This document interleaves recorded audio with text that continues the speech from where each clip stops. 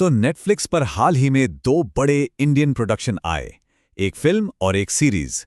एक को तो मिली जबरदस्त तारीफ, लेकिन दूसरा उतना चल नहीं पाया। तो आखिर रिव्यूअर्स की नज़र में क्या हिट हुआ और क्या मिस, चलिए पता लगाते हैं। ठीक है, तो आज हम क्या क्या देखने वाले हैं। पहले तो इन दोनों नई रिलीज पर एक नज़र डालेंगे, फिर समझेंगे कि सिंगल सलमा के साथ क्या गड़बड़ हुई और तस्करी को इतनी कामयाबी क्यों मिली। इसके बाद आएगा रिव्यूअर्स का फाइनल फैसला। और हाँ, सबसे बड़ा सवाल, क्या ओटीटी पर हिट होने का कोई फॉर्मूला होता भी है। जो मैदान में है दो खिलाड़ी, एक तरफ है फिल्म सिंगल सलमा जो एक रोमांटिक कॉमेडी है, और दूसरी तरफ है एक सीरीज तस्करी जो एक क्राइम थ्रिलर है। जॉनर बिल्कुल अलग, लेकिन प्लेटफॉर्म एक। तो पहले बात करते हैं उस फिल्म की जिससे उम्मीदें तो काफ़ी थीं, पर रिव्यूअर्स के हिसाब से वो बात बन नहीं पाई। जी हाँ, हम बात कर रहे हैं सिंगल सलमा की। तो कहानी क्या है? कहानी है सलमा की।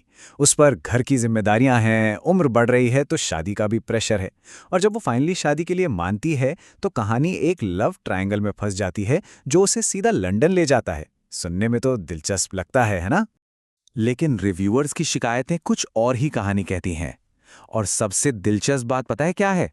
लगभग सभी की शिकायतें एक जैसी थीं। सबका कहना था कि कहानी बहुत कमजोर और बिखरी हुई है, और जो मेन कैरेक्टर है सलमा, वो खुद ही बहुत कंफ्यूज लगती है। और ये जो कन्फ्यूजन था ना, यही सबसे बड़ी दिक्कत बन गया। मतलब सलमा के कैरेक्टर को एक तरफ तो आज़ादी चाहिए, लेकिन दूसरी तरफ उसे शादी भी करनी है और हुकअप्स भी। इस चक्कर में ऑडियंस के लिए उससे कनेक्ट करना बहुत मुश्किल हो गया। उसका पूरा सफर ही भरोसेमंद नहीं लगा।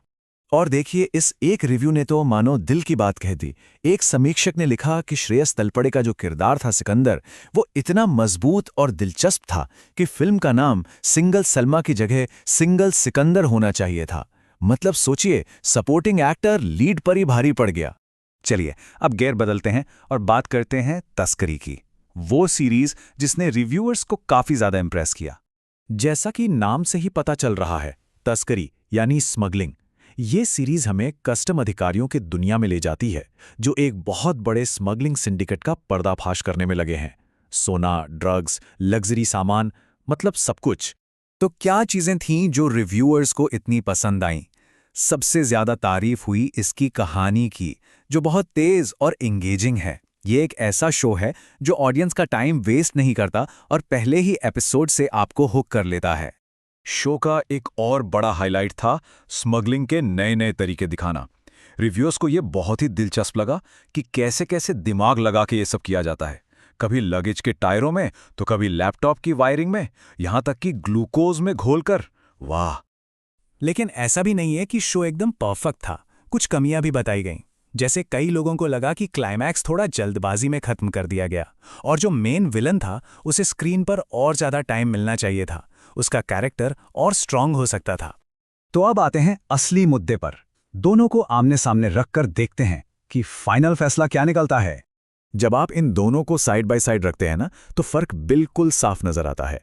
एक तरफ सिंगल सलमा है जहां अच्छे एक्टर्स एक कमजोर कहानी में फंस गए, और दूसरी तरफ तस्करी है जहां अच्छे एक्टर्स ने एक मजबूत कहानी को और भी दमदार बना दिया।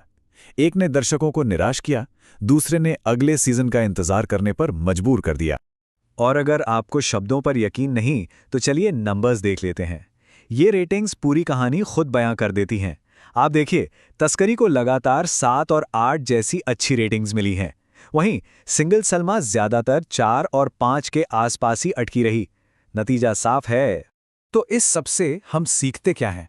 क्या स्ट्रीमिंग पर हिट होने का कोई सीक्रेट फॉर्मूला है? बात घूम फिर कर एक ही चीज पर आती है, एग्जीक्यूशन। अच्छी कास्ट आपको शो पर क्लिक करने के लिए मजबूर कर सकती है, लेकिन आपको अंत तक बिठाए रखने का काम एक अच्छी मजबूत कहानी ही करती है। सिंगल सलमा में कास्ट थी पर कहानी कमजोर पड़ गई। तस्करी में दोनों का बैलेंस बिल्कुल सही था।